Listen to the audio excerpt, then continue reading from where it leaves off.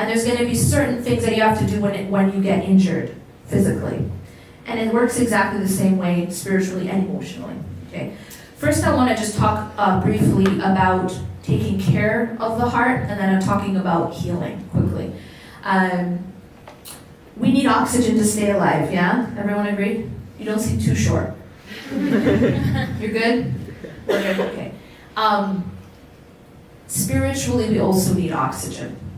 And what I have come to know from, various, research and study, if you look at the Quran, you look at the Sunnah, and all the stories that were given, and all the text, you can come out with is that the spiritual oxygen is the prayer, is the salah.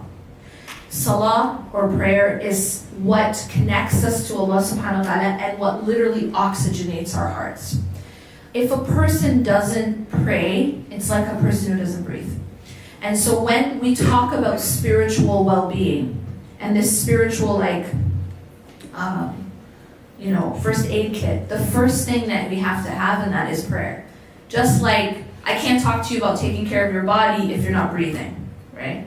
That would be pretty weird if I sat up here and I was like, okay, we're gonna work out, we're gonna eat, raw, organic, and none of you are breathing, right? I've missed something important in talking about well-being. If I'm not telling you have to breathe, by the way, before we can talk about anything else. You gotta breathe to stay alive. And this is how it works spiritually. I can't talk about spiritual well-being without talking about spiritual oxygen first. And that's the prayer.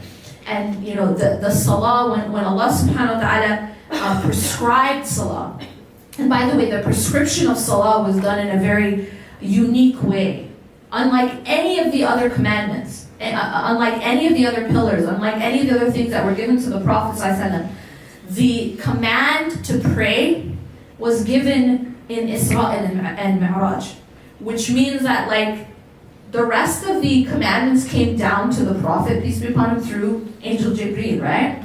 But for Salah, Allah subhanahu wa ta'ala brought the Prophet up to the heavens.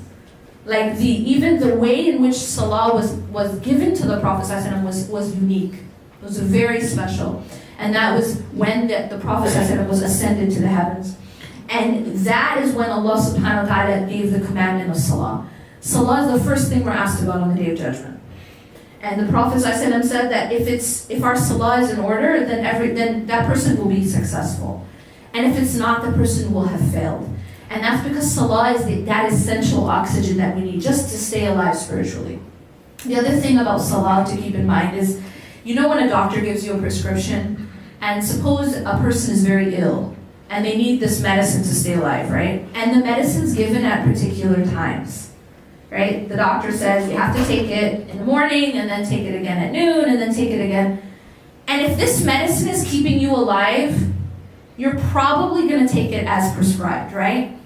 No one's going to be like, well, today I have an exam, so I'll skip 3 doses, right? Or better yet, I'm studying for finals this week, so I'll breathe next week. Right? I'm busy.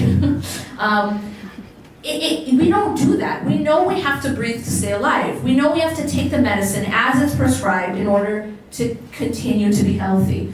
And this is how it works with the spiritual prescription of Salah, is that Allah, and He's high above any analogy of a doctor, He knows what He's doing when He commands and when He gave us that prescription at specific times.